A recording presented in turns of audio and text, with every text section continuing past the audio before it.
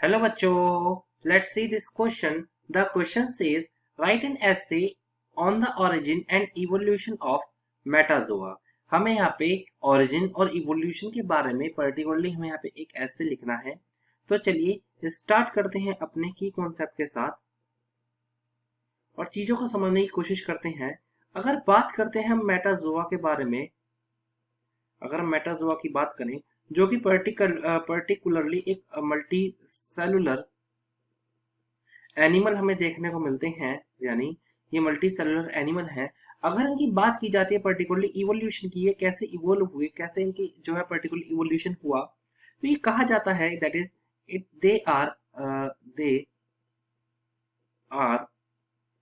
Evolve from, ये जो generally evolve हुए हैं that is evolved from single cell ancestor, that is a single cell ancestor, single cell ancestor से जो है पर्टिकुलरली ड्राइव हुए हैं, जो कि जिनकी कॉलोनियल हैबिटेट थी, दैट हैव, जो कि पर्टिकुलरली कॉलोनीज में रहा करते थे, that is that have colonial habitat.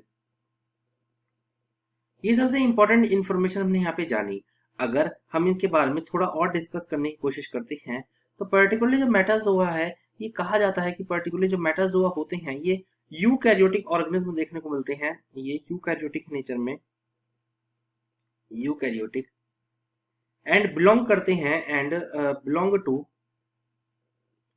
Kingdom Animalia, kingdom Animalia से बिलोंग करते हैं, दैट इज किंगडम एनिमेलिया से बिलोंग करते हैं। पर्टिकुलरली अगर हम इनके बारे में बात करते हैं, ये बाइलेटरल सिमेट्रिकल होते हैं, यानी bilateral, that is bilateral symmetry कहीं ना कहीं इनकी हमें देखने को मिलती है। सबसे इंपॉर्टेंट प्रॉपर्टी हमें देखने को मिलती है कि बाइलेटरल सिमेट्री है, और साथ ही साथ में ये जो है पर्टिकुलरली हमें पर्टिकुलरली जो है यूकैरियोटिक ऑर्गेनिज्म देखने को मिलते हैं। अगर इसके साथ हम बात करते हैं पर्टिकुलरली, तो ये इवॉल्व हुए हैं प्रोटोजोन में से। सबसे इंपॉर्टेंट फीचर है ये, दैट इज अगर हम इनके बारे में बात करें तो ये इवॉल्व हुए हैं, that is evolve from protozoan, protozoan से ही कहीं ना कहीं हमें इवॉल्व होते हुए दिखते हैं। वहीं अगर हम इनकी एग्जांपल्स की बात करें कि कौन कौन से एग्जांपल आज हमें देखने को मिलते हैं करंटली, तो करंटली जो इसके एग्जांपल है जैसे फ्लैट वोम हो गया, फ्लैट वोम हो गया, या आर्थ्रोपोड्स हो गए, दैट इज आर्थ्रो पोड्स हो गए, बर्ड्स हो गए, जो बर्ड्स होते हैं बर्ड्स हो गए, या फिर रेप्टाइल्स हो गए, रेप्टाइल्स हो गए, या फिर पर्टिकुलरली जो मैमल्स हैं, मैमल्स जो हैं वो भी पर्टिकुलरली हमें यहाँ पे जो है देखने को मिलते हैं।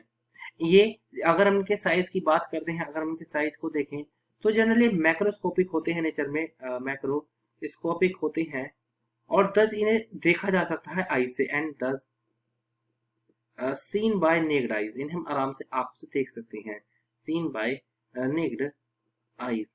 तो हमने यहाँ पे चीजों को अच्छी तरीके से जानने की कोशिश करी। I hope you understood it well. Best of luck.